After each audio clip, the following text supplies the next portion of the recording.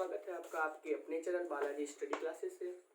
मैं विष्णु श्रीवास्तव स्वागत करता हूं। तो दोस्तों, हम लोगों ने कल देखा था एक चैप्टर हम लोग शुरू कर रहे थे क्योंकि अब छात्राओं हम लोग चैप्टर समाप्त कर चुके हैं, जिसमें PH1 के बारे में हम लोगों ने पढ़ा था, अच्छे से डीपली पढ़ा था। तो दोस्तों, हम लोगों का चैप्टर था कुछ लवणों के निर्माण की विधि, गुणधर्म व उपयोग। इसमें हम लोगों ने धावन सोडा यानी सोडियम कार्बोनेट के बारे में जाना था। सोडियम कार्बोनेट का फार्मूला दोस्तों क्या होता है, एक बार रिकॉल कर लेते हैं कि Na2CO3 सोडियम कार्बोनेट, और हमने उसका उपयोग किया था और इसमें उपयोग देखे थे, गुणधर्म लिखे थे, कई अभिक्रियाएं भी करवाई थी, रिएक्शन मैंने बताया थे। शायद मैं आशा करता हूँ आपको बहुत अच्छे से समझ में आए होंगे। उपयोग में दोस्तों हम लोगों ने देखा था कि जैसे आग बुझाने वाले यंत्रों में, प्रयोगशाला में अभिकर्मक के रूप में, बोरेक्स सुहागा बनाने में, डिटर्जेंट पाउडर बनाने में और कपड़े साफ करने में। अब जब कपड़े साफ करने में तो कपड़े डिटर्जेंट पाउडर से साफ होते हैं, डिटर्जेंट पाउडर के रूप में। दोस्तों हम लोगों ने ये देखा था। तो आज जो हम लोगों का टॉपिक है वो है हम लोगों का बेकिंग सोडा। इसका रासायनिक नाम है सोडियम बाइकार्बोनेट और जो इसका फार्मूला होता है वो होता है NaHCO3। तो दोस्तों उपयोग की बात अब आ जाती है। तो मैंने आपको बताया था कि जो उपयोग होता है केमिस्ट्री में, कुछ ना कुछ ऐसी चीजें जो एक दूसरे से कंपेयर करके पढ़ते हैं। कंपेयर का मतलब आ जाता है कि अगर कोई चीज है, अगर मेथेन है, सपोज करते हैं हम लोग एक बार रिकॉल करते हैं, थोड़ा अलग टॉपिक है, देख लेते हैं। अगर CH4 है, CH4 हम लोगों का मेथेन होता है दोस्तों। मेथेन, अगर मेथेन है तो मेथेन का कहीं ना कहीं तो यूज जरूर होगा। अगर एथेन है तो एथेन का यूज होगा। अगर कार्बोक्सिलिक अम्ल है, CH3COOH है, तो कहीं ना कहीं उपयोग होगा। और मैंने बताया था अगर HCl है तो इसका मैंने आपको बताया था, आशा करता हूँ आपको पता होगा, कि पेट की अम्लीयता को दूर करने में। और दोस्तों मैं आपको आमाशय रस जब पढ़ा रहा था, जिसका मैंने PH1 बताया था, तो भी मैंने आपको बताया था। इससे एक बात स्पष्ट रूप से हम लोगों को दिखाई पड़ती है कि कुछ ना कुछ उपयोग होगा। दोस्तों मेथेन का एक टॉपिक हम लोग उठाते हैं, मेथेन हम लोग को विस्तृत से मेथेन पढ़ेंगे। तो मैं अभी अगर बात आ गई मेथेन की तो मैं बताता हूँ कि जो हम लोग का मेथेन है वो मेथेन में क्या होता है कि मेथेन को भी सबसे पहले तो दलदली स्थानों में करते हैं। अब दोस्तों दलदली वाली बात आ गई तो दलदली सबसे अच्छा हम लोग गांव के देखते हैं। तो गांव में जब धान लगाई जाती है खेतों में, तो धान से निकलती है दलदली गैस यानी मेथेन निकलती है। और जो खान होते हैं, देखते हैं मजदूर, जो खान होते हैं मजदूर लोग जो मास्क लगा के काम करते हैं। हम लोगों ने तो कोरोना, बहुत से ऐसे लोग हैं जो इस महामारी कोरोना लॉकडाउन में तो मास्क का मतलब नहीं पता था। मैं तो सही से बताऊं तो अब जान गए मास्क का मतलब, लेकिन जो खान में मजदूर लोग होते थे वो मास्क लगाकर यूज करते थे। तो दोस्तों चलिए, ये तो फालतू की बात थी, अच्छी भी बात है। और यूज करने मतलब देखा जाए तो बहुत अच्छी बात है। अगर समझने के लिए नॉलेज कहीं से भी मिल जाए तो प्राप्त करना चाहिए। तो दोस्तों आज हम लोग देखते हैं बेकिंग सोडा। बेकिंग सोडा का दोस्तों रासायनिक नाम मैंने बताया, चलो लिख लेते हैं। देखते हैं रासायनिक नाम, धावन सोडा। तो लिखते हैं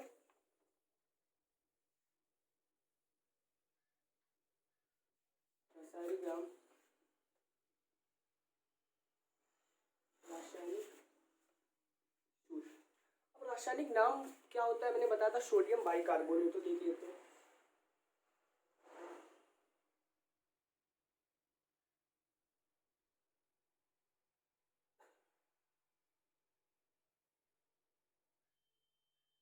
और इसका होता है, अब दोस्तों कंफ्यूजन में मत रहिएगा आप लोग, क्योंकि सोडियम कार्बोनेट का क्या फार्मूला होता था देख लेते हैं। Na2CO3 और इसका होता है NaHCO3। अब H आ रहा है ना, तो H खाने वाला, ये याद रखिएगा बस, खाने वाला। तो H है ना खाने वाला, तो NaHCO तो Na2 धोने वाला। तो ये क्या होता था, हम लोगों का धावन सोडा होता था, धावन सोडा। और ये क्या है, बेकिंग सोडा, बेकिंग सोडा। और दोस्तों फिर अब देखते हैं इसकी निर्माण की विधि, देखते हैं हम लोग। निर्माण की विधि में क्या लिख लेते हैं, निर्माण सोडियम हाइड्रोक्साइड यानी NaOH, जिसे कास्टिक सोडा भी बोलते हैं। तो क्या है, NaOH लिख लेते हैं।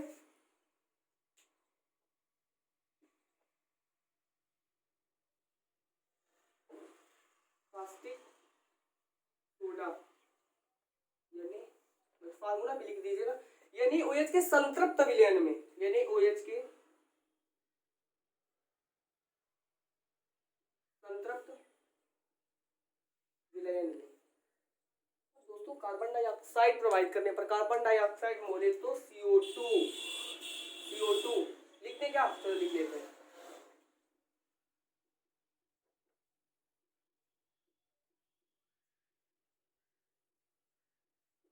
कार्बन डाइऑक्साइड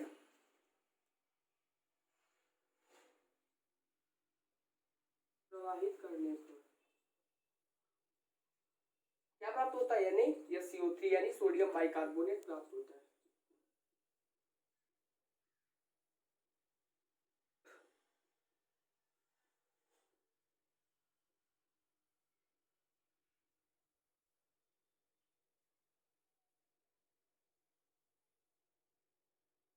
प्राप्त।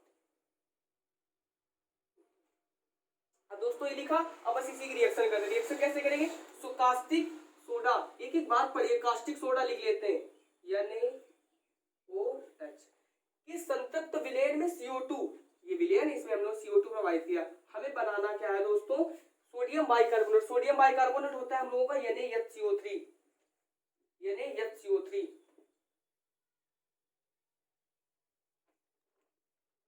अब दोस्तों एक बात याद करिएगा, गौर से देखिएगा, HASCO3, तो दोस्तों NaOHCO2, अगर इसमें हमें NaOH दिख रहा है, देखो Na मेरा मिल रहा है, Na कर रहा है, और H है, CO3 ये भी बनना है। लेकिन दोस्तों अगर इसमें हम H2O प्रवाहित करें दोस्तों, Na, हाँ दोस्तों एक बात और, ये बन तो रहा है मेरा Na, देखिए Na ये है, एक H है, H मिल गया, एक OH दिख गया, CO3 हो गया। लेकिन दोस्तों ये बनाने की अन्य विधियों में मैंने गलती कर दी, किस जगह पे होगा, सोडियम कार्बोनेट होगा, सॉरी माफ करिएगा, सोडियम कार्बोनेट होगा,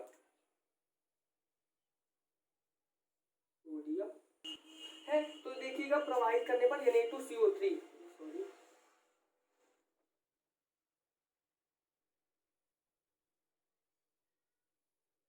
तो अब रिएक्शन मुझे हटानी पड़ेगी, बन जाएगा इससे, ये ना बनानी अन्य विधियां मैं कराऊंगा। इसमें सोडियम कार्बोनेट तो लिख लेते हैं, सोडियम कार्बोनेट का फार्मूला होता है Na2CO3 किस संतृप्त विलयन में CO2 प्रवाहित करने पर, और हमें बनाना है NaHCO3 यानी सोडियम। मैंने आपसे उस दिन बोला था अगर फार्मूला के नीचे नाम लिखिएगा तो जल्दी याद होगा, तो लिख लेते सोडियम कार्बोनेट। सोडियम ये क्या है, कार्बन डाइऑक्साइड, कार्बन डाई, और ये है सोडियम बाइकार्बोनेट।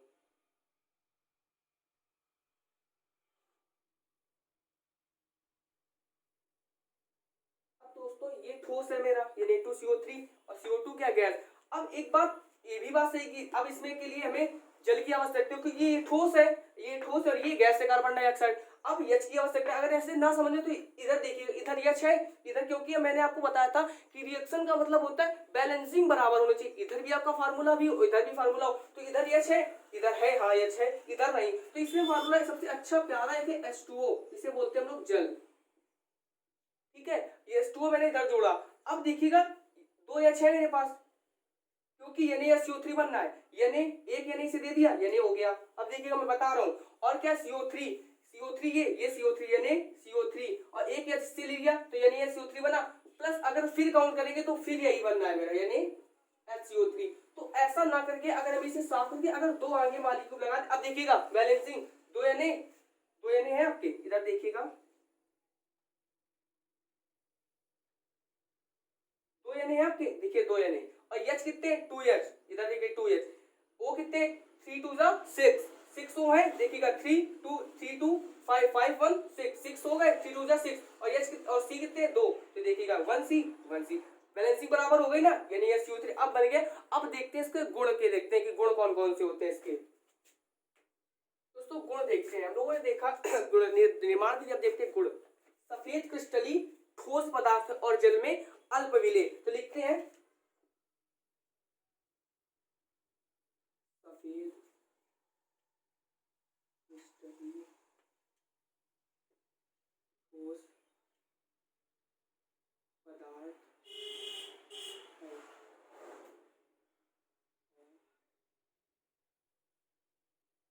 जल में, मतलब अल्प विलेय का मतलब थोड़ा विलेय, अल्प, इसका गुण लिखा। अब देखते हैं दोस्तों इसे गर्म करने पर क्या होता है, इसके गर्म करते हैं, तो लिखते हैं गुण के अंदर ये गर्म करने पर, अब गर्म करते हैं, तो गर्म करने पर मैंने बताया था 2 NaH CO3 मैंने बताया था ना, ये फार्मूला मैंने बताया था जब रिएक्शन करा हुआ था, Na2CO3 sodium carbonate, carbon dioxide देखेगा CO2 और प्लस का H2O, जो मैंने बताया था 2NaSO3 बनना आता। तो अब इसी को हम गर्म करते हैं, इसे गर्म करते हैं दोस्तों, ये होता है गर्म करने का। जब मैंने इसे गर्म किया तो गर्म करने पे क्या निकलेगा, 2Na वही निकलेगा जो लोग रिएक्शन बना था Na2CO3 प्लस का, अब H2O याद होगा ना, इतना तो याद ही होगा, प्लस का CO2। अब देखो ये क्या हो गया, ठोस, ये क्या हो गया, गैस, ये क्या हो गया, चल यही तो मैंने बताया था। Na2CO, देखिए 2Na ठीक, CO3 है, CO3 और H2O है, कितने H है, ये O देखते हैं, 3 3 3 1 4 4 2 6। अब देखिए 3 2 6 वही बनना है बिल्कुल, बस क्या हुआ उल्टा करके मैंने लिख दिया।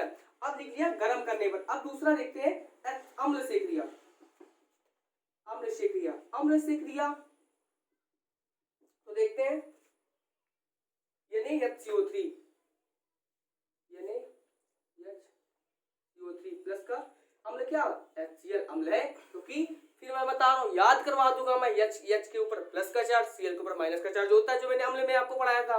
तो देखते हैं HCl, इसी जब हमने क्रिया कराई इससे, तो दोस्तों एक चीज देखिएगा, हम लोगों का Na ये और ये आपका Cl अलग किया, लिख लिया Na के ऊपर प्लस का चार्ज, Cl के ऊपर माइनस का, जो मैंने लवण में बताया था कि अम्ल क्षार बराबर अम्ल क्षार क्या बनते थे, लवण मिलते थे, तो NaCl मेरा बना लवण। अब दोस्तों एक H ये बना, एक H ये, तो 2 H हो गए, H2CO3, ये फार्मूला का है बहुत। अब फिर प्रॉब्लम, तो दोस्तों ऐसा नहीं है, अगर देखो मैं भी अगले रिएक्शन में मैं इसका फार्मूला बताऊंगा, वैसे होता है carbonic hydrogen carbonate, carbonic acid, तो इसे हम लोग और शॉर्टकट में भी लिख सकते हैं, जैसे कि अभी अगले जब रिएक्शन करेंगे तो उसमें मैं H2CO3 बताऊंगा, तो इसमें देखते हैं H2CO3 अगर इसे तब लग रही हो तो दोस्तों मैं इसी OA किसे दे देंगे, देखिएगा कैसे करते हैं। NaCl मेरा लिख लिया, लिख लेते हैं सोडियम क्लोराइड, लिख लेते हैं पहले सोडियम क्लोराइड किया। अब देखिएगा NaCl मेरा हो गया। अब एक चीज याद रखिए, एक H ये एक H ये H2, एक CO2 से एक CO3 से एक इसे O दे देगा, तो एक H ये एक H ये H2 एक O दे देगा, तो प्लस का H2O, प्लस का H2O। अब देखिएगा जब एक O इसे दे दिया तो इसके बाद 2 O बचे, तो क्या हो जाएगा CO2, तो लिख देते हैं CO2। अब दोस्तों आपको पता है ये आपका होता है जल होता है, और ये कार्बन डाइऑक्साइड जो कि गैस होती है, गैस ऑक्सीजन ग्रहण करते हैं और कार्बन डाइऑक्साइड छोड़ते हैं, वही वाली कार्बन डाइऑक्साइड गैस है। तो दोस्तों दूसरा देखते हैं, अब देखते हैं जल से क्या होगा कि जल में विलय करने पर, तो देखते हैं जल में लिख लेते हैं, जल में विलय,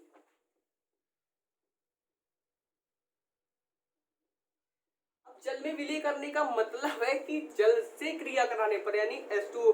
अब विलय का मतलब होता है मिलाना, विलय का मतलब होता है विलय, क्योंकि चैप्टर है आप लोग 12th में पढ़िएगा विलयन, बहुत ही अच्छा और इंटरेस्टेड चैप्टर है विलयन, तो उसमें पता चलेगा कि कौन विलय है, कौन विलयन है और कौन विलायक है। तो दोस्तों जैसे पानी में चीनी क्या विलय है, तो देखते हैं ठीक है ना, ऐसे बाद में देखेंगे। जल में विलय, विलय का मतलब आप सिर्फ समझिएगा, सामान्य तौर पर समझिएगा, विलय का मतलब होता है मिलाना, H2O से क्रिया कराते हैं, और किसकी कराने, क्या पढ़ रहे हैं हम लोग, NaHCO3, देखते हैं NaHCO3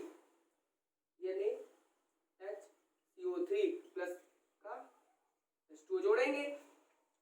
अब इसमें हम लोग उत्क्रमणी अभिक्रिया लगाएंगे, यानी रिवर्स रिवर्स रिएक्शन, उत्क्रमणी अभिक्रिया। इसमें क्या होगा, अब देखिएगा दोस्तों कि NaHCO3 में H2O से हम लोग क्रिया कराएंगे, तो देखिए क्या बनेगा, यानी आप लोग देखिएगा एक यानी इधर लिखा है, यानी हो गया, अब एक O इधर है, 2 H है, देखिएगा ऐसे, इसके पास 2 H है, एक O ये है, तो अगर हम इससे एक H ले लेंगे और एक ये O, तो यानी OH हो जाएगा, तो यानी OH, यानी OH, इसका फार्मूला होता है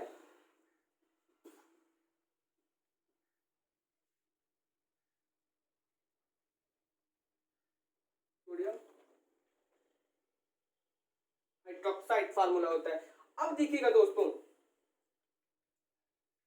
या फिर ऐसे करके देखिए, अगर ये आपको समझ में ना आया हो तो मैं और एक बात बता दूं, H2O, ये आप देखिएगा NaH, NaH और एक ये O दे दिया। देखिएगा यही तो मैंने लिखा है NaOH। अगर ये आपको समझ में ना आया हो तो अब ये क्या बचा H2, ये क्या बचा CO3 प्लस का H2CO3, H2CO3, H2CO3 में मैंने बताया था हाइड्रोजन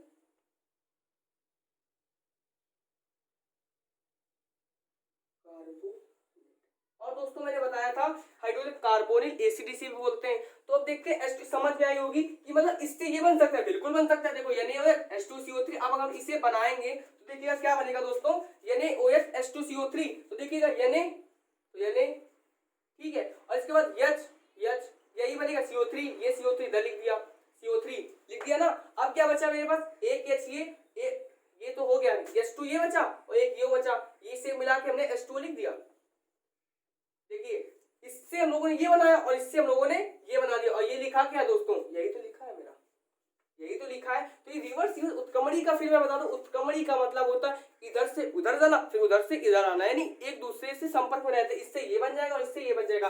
अब दोस्तों देखते हैं धातु से क्रिया, धातु से क्रिया देखते हैं। चलो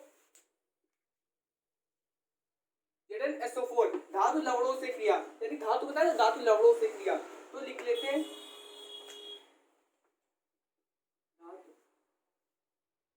लवणों से क्रिया। अब धातु दोस्तों Zn भी होती है, Mg भी होती है, Au भी होती है और Ag भी होती है, और कई सारी ऐसी धातुएं होती हैं जिसमें धात्विक चमक पाई जाती है। चैप्टर है धातु और अधातु, तो मैं बताऊंगा। तो इतनी धातु होती है, तो मैं एक धातु उठाता हूँ, ये धातु लवणों से क्रिया। तो दोस्तों धातु लवण ZnSO4 दोस्तों। अब फिर एक हर बताया था, हर एक चीज कंपेयर करके पढ़ते क्योंकि कुछ ना कुछ जुड़ा है। अब वैद्युत अपघट्य भी होता है ZnSO4 का, जिसमें विलयन होता है। इलेक्ट्रोड बहुत सारे चैप्टर 10th में हट गया है। इसे बताया था कि कौन विलय कौन, उसमें बताया था कि किसकी धातु की क्षण डूबी होगी, Mg की क्षण डूबी होगी। तो दोस्तों देखिए ZnSO4 में हम लोग क्रिया कराएंगे NaHCO3 से। अब जब क्रिया कराते हैं तो देखिएगा ZnCO3 का फार्मूला होता है जिंक कार्बोनेट का, जिंक कार्बोनेट का फार्मूला होता है। देखते हैं ZnSO4 NaHCO3।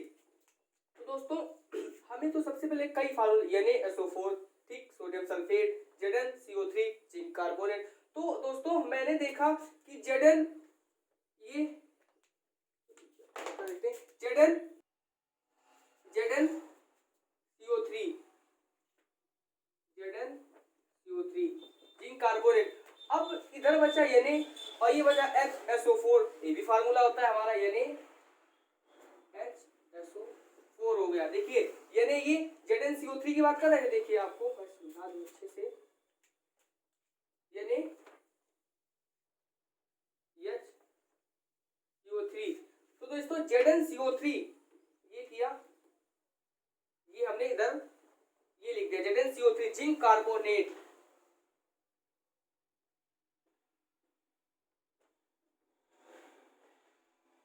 Zinc carbonate NaHSO4 sodium bisulphate, लिख लेते हैं सोडियम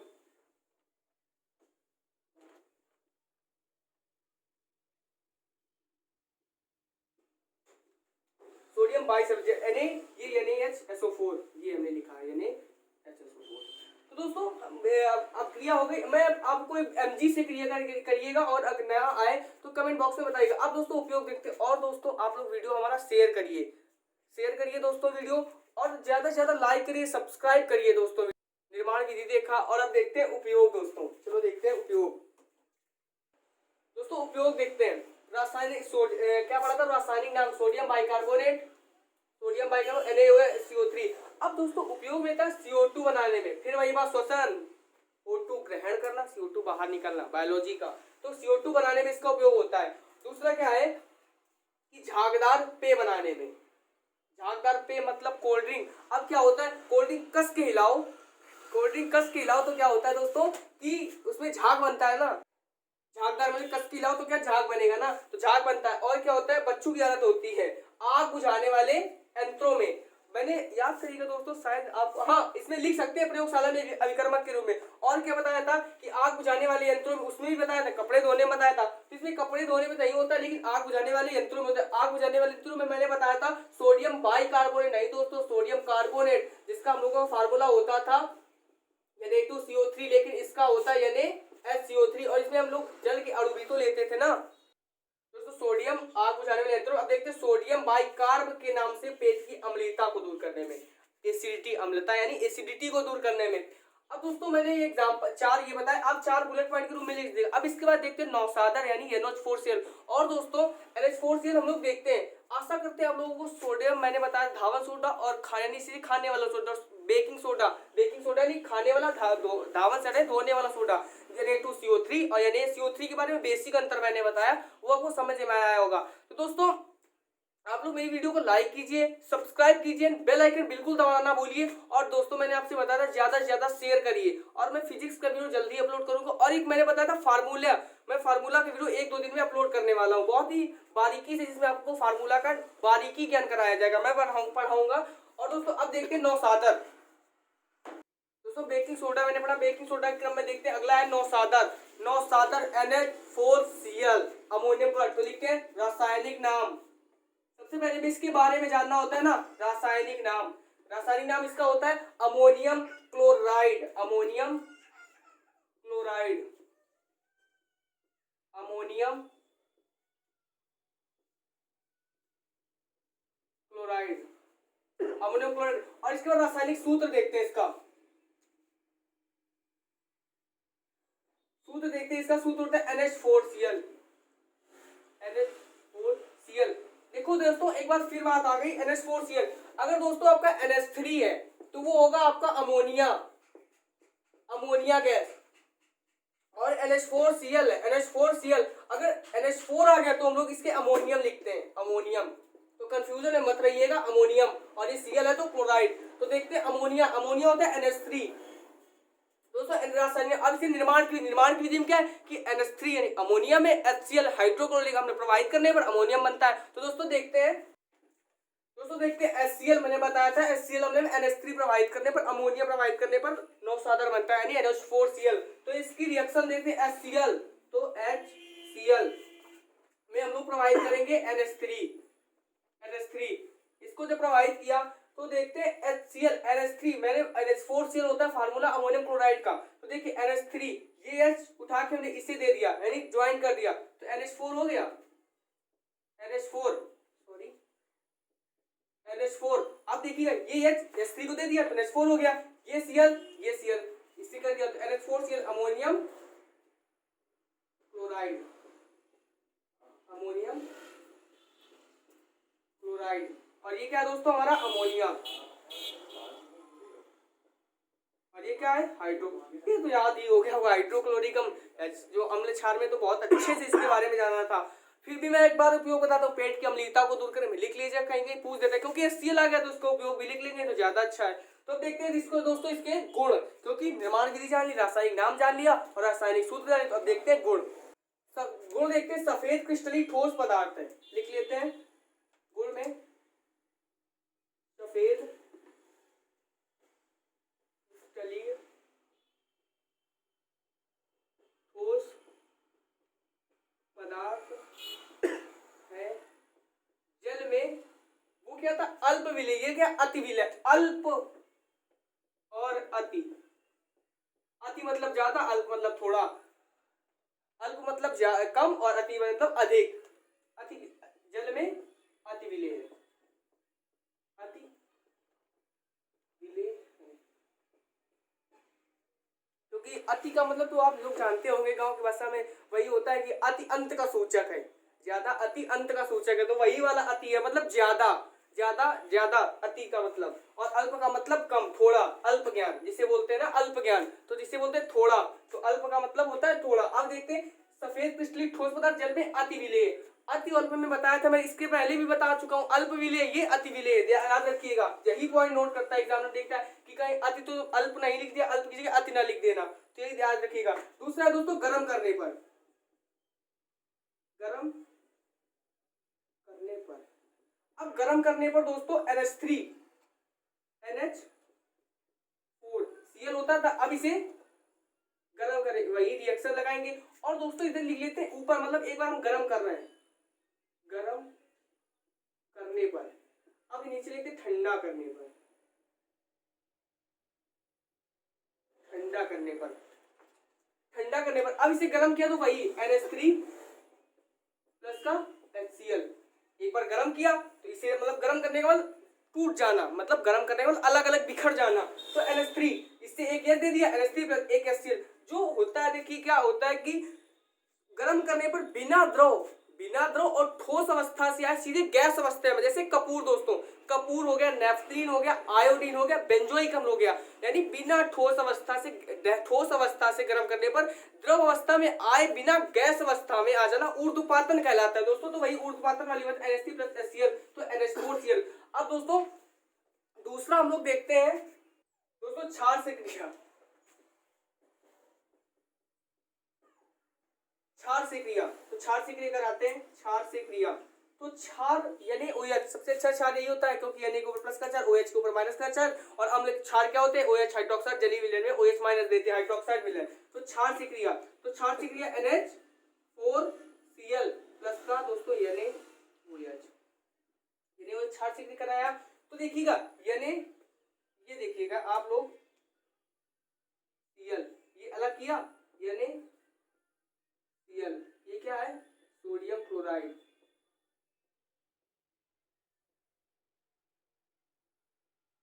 सोडियम क्लोराइड, ये क्या है आपका अमोनियम क्लोराइड,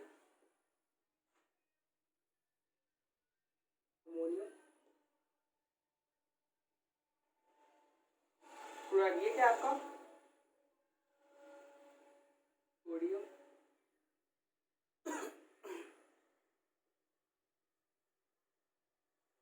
हाइड्रोक्साइड। अब देखते हैं NaCl, ये क्या NH4OH। तो दोस्तों NH4 यानी एक H इसे ले दिया, NH4 है, देखिएगा इधर देख लेते हैं, ये रिएक्शन इतना NH4 और OH, ये NH4OH है, NH4 ये OH हमने इधर लिख लिया। अब दोस्तों एक बार ध्यान से देखिएगा NH4, अब इससे मैं एक फार्मूला बना, क्योंकि NH4OH बचा, तो अब कुछ बच्चे क्या करते हैं शुरुआत में यही लिख देते हैं, ये फार्मूला काय होता है, नहीं होता है। तो दोस्तों ध्यान से देखिएगा, इसे देखिए तो मेरा फार्मूला बनना है NH4OH है दोस्तों। अगर एक H हम इसे दे दें, एक H जो ये मान लो इधर प्लस का लगा था, देख लेते हैं, ऐसे देखें NH4OH। अब अगर बात की जाए तो फार्मूला होता है, ऐसा नहीं फार्मूला होता, क्योंकि लगता है ना याद, अमोनियम हाइड्रोक्साइड का हमें पता है, मैंने बता दिया, अमोनियम लिख लीजिएगा, अमोनियम हाइड्रोक्साइड का। लेकिन इसे अगर इसे भी हम तोड़ना चाहे, इसे भी सॉर्ट करना चाहे, तो दोस्तों देखिएगा अगर ये H जो है ना 4H जो है, इसे H एक दे दे, एक इसे, तो इसके बाद 3H बचेंगे, तो एक दोस्तों NH3 मैंने बताया था, अमोनिया भी तो होता है मेरा ना, अमोनिया निर्माण विधि मैंने बताया था, अमोनिया भी तो ये होता है, अमोनिया का दिया, और एक H इसे देते तो H इसके पास 2H हो गए, तो प्लस का H2O, चल NaCl NH3 H2O। तो रिएक्शन समझ में आयो। अब दोस्तों देखते हैं इसके उपयोग, दोस्तों उपयोग देखते हैं औषधियां बनाने में, यानी मेडिसिन, औषधियों के निर्माण में, औषधियों बनाने में, शुष्क सेल बनाने में, ड्राई सेल यानी टॉर्च में जो हम लोग यूज करते हैं, टॉर्च में घड़ी के सेल जो होते हैं, एवरीडे जो होता है, एवरडे जो होता है, और होता है प्रयोगशाला में अभिकर्मक के रूप में, प्रयोगशाला मैंने बताया था, प्रयोगशाला में जरूर लिखते हो, प्रयोगशाला में अभिकर्मक के रूप में। और क्या कैलिको प्रिंटिंग बनाने में, प्रिंटिंग होती कैलिको प्रिंटिंग बनाने में, टाका लगाने व बर्तनों में कलाई करने में इसका होता है। मैंने आपको 4 ये बताए हैं, तो 4 में क्या, औषधियों में, शुष्क सेल बनाने में, सॉरी काउंट कर लेते हैं 2 3 4 5, मैंने आपको 5 उपयोग बताए, इसमें औषधियों बनाने में, शुष्क सेल बनाने में, प्रयोगशाला में अभिकर्मक के रूप में, कैलिको प्रिंटिंग बनाने में, टाका लगाने व बर्तनों में कलाई करने में। ये याद रखें कि कलाई काहे में करने में, बर्तनों में, यही चीज देखता है एग्जामिनर, बर्तनों में कलाई करने में। तो दोस्तों आस्था करते हैं कि हमने आपको आज पढ़ाया बेकिंग धावन सोडा और बेकिंग सोडा बताया, और इसके बाद नौसादर बताया, तो आशा करता है आपको समझ में आएगा। दोस्तों अगर मैं आपको इतना अच्छी चीज दे रहा हूँ, प्रोवाइड करवा रहा हूँ, तो आप लोगों का फर्ज ये बनता है कि हमारा चैनल जितने भी हमारी वीडियो बने सब शेयर करिए, लाइक कीजिए और सब्सक्राइब कीजिए, और बेल आइकन दबाना तो बिल्कुल ना भूलिए, क्योंकि जितना से ज्यादा आप शेयर करेंगे उतना आपका भी प्रोसेस अच्छा होगा, मेरा भी होगा। आप लोगों में क्या होगा कि आपको जल्दी से न्यू वीडियो मिलती रहेंगी, और कंपटीशन की वीडियो भी मेरी अपलोड हो रही है, तो इसमें क्या होगा, कंपटीशन क्लास 12th की केमिस्ट्री की वीडियो भी अब अपलोड हो रही है डेली हम लोग मैथ के भी जो हम लोगों का मैथ के सर है वो क्लास जो हम लोग चल रही, तो मैथ की भी रेगुलर वीडियो हो रहे हैं। तो दोस्तों आपका भी तो फर्ज बनता है कि आप लोग वीडियो क्या की शेयर कीजिए, लाइक कीजिए, सब्सक्राइब कीजिए। मैं फिर बोल रहा हूँ, लाइक कीजिए, सब्सक्राइब कीजिए, बेल आइकन दबाना तो बिल्कुल भी मत भूलिएगा। तो क्योंकि अच्छी क्लास आपको पाना है, जहां अच्छा मिलेगा वहीं तो लोग जाएंगे ना। तो अच्छी क्लास आपको पाना है, तो अच्छी क्लास आपको बालाजी स्टडी क्लासेस पर उपलब्ध है, और मैं ग्रुप भी बनाऊंगा, तो देखते हैं, फिर शेयर करता हूं दोस्तों। तो जल्दी आपको टेलीग्राम पे भी हमारा चैनल मिलेगा दोस्तों। जय हिंद।